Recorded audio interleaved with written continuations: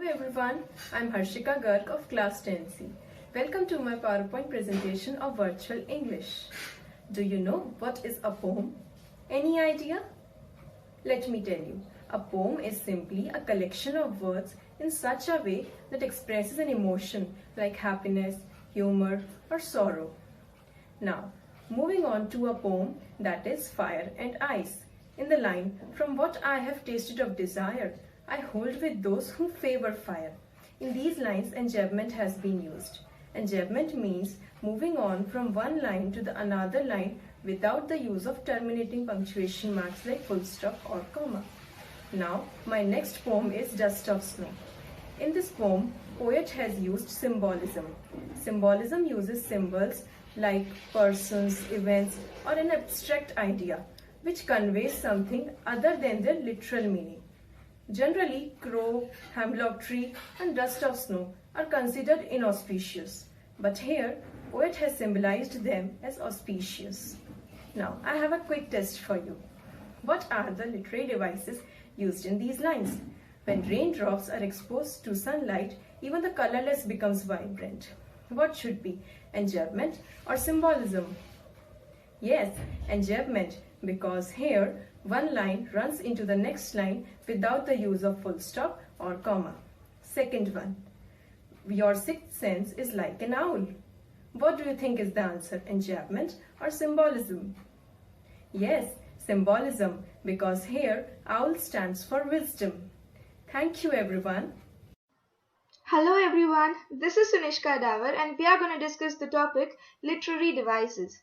So in the first place, let me tell you that the main purpose of using literary devices is to put emphasis on a line in a poem. According to many students, their primary problem is poetic devices. Did you notice something strange yet interesting in this sentence?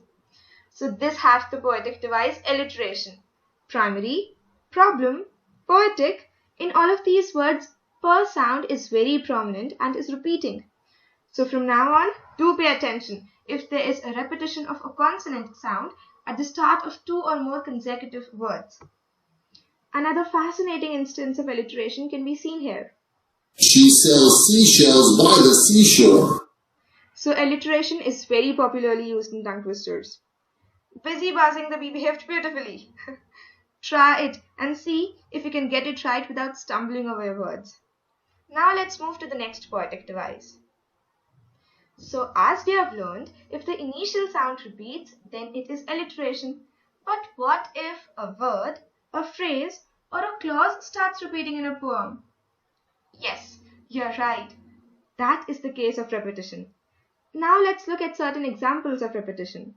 In the poem, No Men Are Foreign, James Kirkup repeats the word remember 5 times. Similarly, the first line of stanza 1, remember, no men are strange, no country is foreign, though reversed is same as the last line of stanza 5, that is, remember, no men are foreign and no country is strange. This repetition emphasizes on the core message of the poem, that is, oneness of mankind. Namaskar. My name is Ronak Khandelwal of class Flyers 2A and today I am going to tell you about a poem, The Dust of Snow. This is a very short and beautiful poem. But before I proceed with the poem, I want to ask you that why is this poem included in our course? Well, let me tell you, because the poet of this poem wants to teach us a lesson that even a small thing has a big impact on our life. And before I proceed with the poem, I want to tell you about a poet.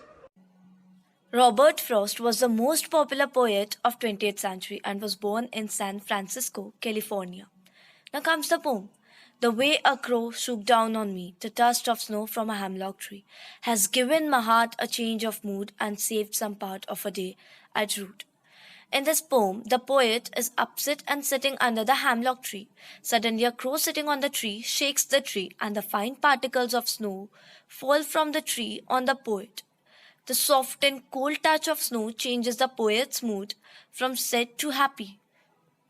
In this way, a simple moment proves to be very significant and saves rest of the day of poet from being wasted and held in regret. The black crow is commonly a symbol of death and fear. Since the crow is not associated with goodness, it is ironic that in this poem it is doing a good deed by shaking off the snow. Robert Frost didn't choose to use an oak, maple, or pine tree. No. Instead, he chose the hemlock tree, which is usually associated with poison and toxicity. Anyway, the beautiful snow that adorns the poisonous hemlock tree's branches is shaken off by a scary crow. Robert Frost uses the elements of the fearsome crow and poisonous hemlock tree to do something good. Shake the white pure snow off the branches. The small act causes the men to have an enlightened insight. Thank you.